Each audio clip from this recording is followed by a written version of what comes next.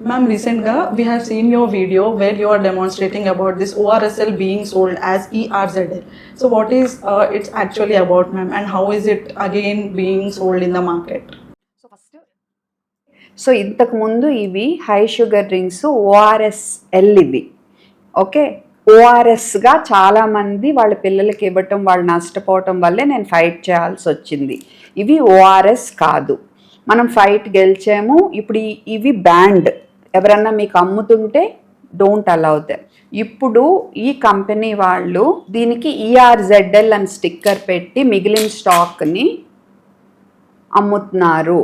కానీ ఇది లీగల్, ఎందుకంటే గవర్నమెంటు ఈ డ్రింక్స్ మీద ఓఆర్ఎస్ అనే వర్డ్ వాడద్దంది కాబట్టి మీరు స్టిక్కర్ పెట్టి అమ్ముకోవచ్చు అంది కాబట్టి అమ్ముతున్నారు, ఇల్లీగల్గా అమ్మట్లేదు. కానీ ఇది ఓఆర్ఎస్ కాదు, ఇది ఓఆర్ఎస్ కాదు. ఇందులో చక్కెర శాతం అధికంగా ఉంటుంది, లూజ్ మోషన్స్ ఎక్కువైపోయి డీహైడ్రేషన్ ఎక్కువైపోతుంది. సరదాగా ఎప్పుడన్నా తాగండి తప్ప అది ఒక కూల్ డ్రింక్ లాగా డైలీ హెల్త్ డ్రింక్ అనుకుని మట్టుకు తాగొద్దు, మీ పిల్లలకి ఇవ్వద్దు. ఒక్క ప్యాక్లో 5 స్పూన్లు చక్కెర ఉంటుంది. ఓఆర్ఎస్ఎల్కి స్టిక్కర్ అంటించిన ERZL కాదు, వేరే ERZL ఇది. ఇందులో 87% లెస్ చక్కెర ఉంటుంది, తక్కువ చక్కెర. కానీ ఇందులో సుక్రలోజ్ అని ఒక ఆర్టిఫిషియల్ స్వీటనర్ ఉంది, దానివల్ల కూడా లూజ్ మోషన్ పెరగొచ్చు.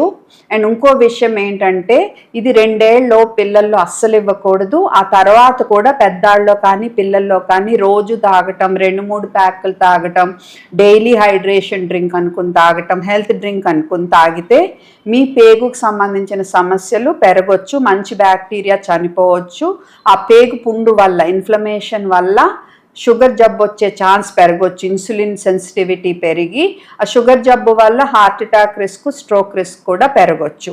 కానీ జనంలో కన్ఫ్యూజన్ ఏంటంటే చాలామంది నాకు మెసేజ్లు పెడుతున్నారు, ఈ పెట్టి బ్యాండ్ డ్రింక్స్ ఇంకా అమ్ముతున్నారు మేడం అని. ఈ బ్యాండ్ కాదు, ఎందుకంటే ఈ WHO రికమెండెడ్ ఫార్ములా ఇక్కడ రాసుంది. సేమ్ కంపెనీ అయినా ఇవి WHO రికమెండెడ్ ఫార్ములా, ఇవి బ్యాండ్ డ్రింక్స్ కాదు.